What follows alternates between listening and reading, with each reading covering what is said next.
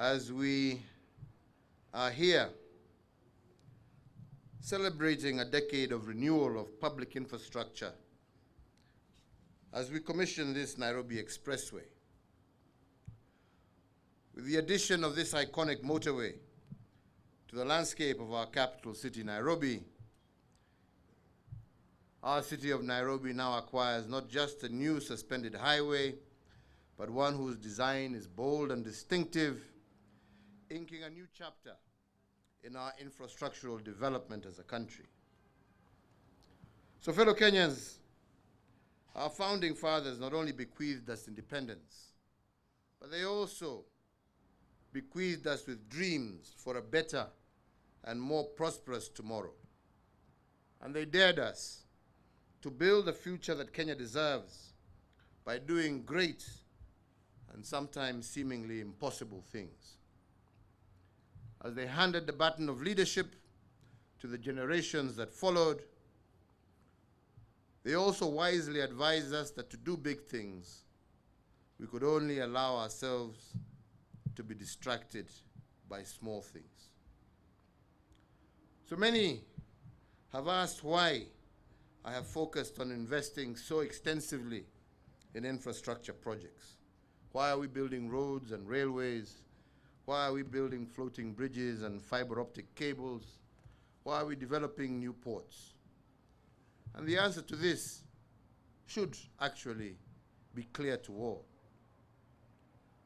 The Kenyan dream, conceived by those who struggled for and who secured our independence, was for a nation where the government implements transformative development programs and policies that boldly lay the foundation for achieving a better and prosperous Kenya for all.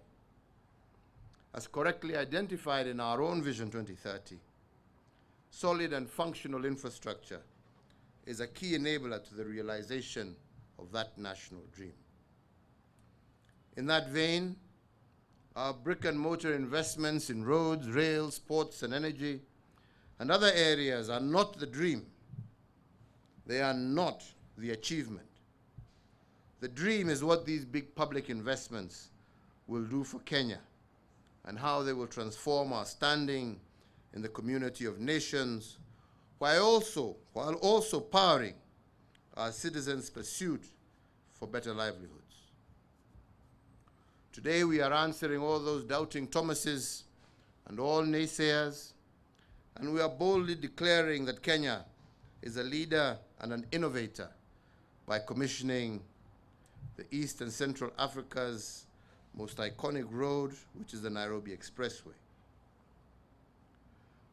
We dreamt, for example, for an end to the nightmare of the traffic gridlock in Nairobi, which experts have estimated used to cost our nation approximately 5 billion shillings every year in lost productivity and wasted fuel.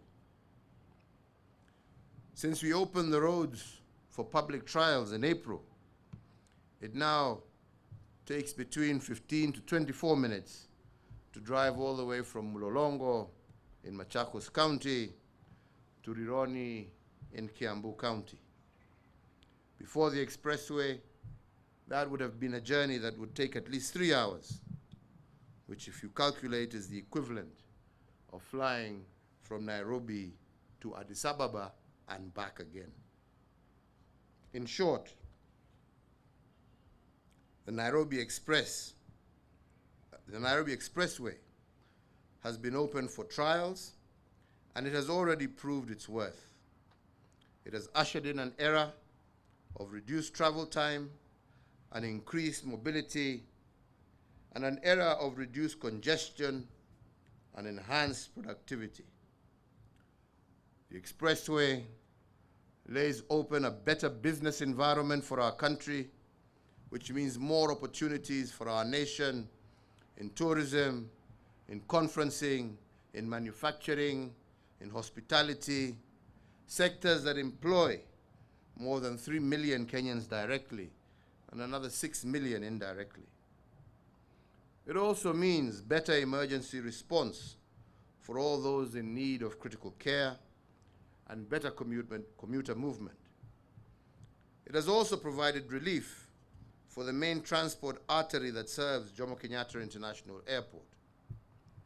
This singular project basically secures Nairobi's status as the region's capital, as well as the region's economic nerve center, and therefore strengthening Kenya's position as East and Central Africa's commercial and diplomatic hub.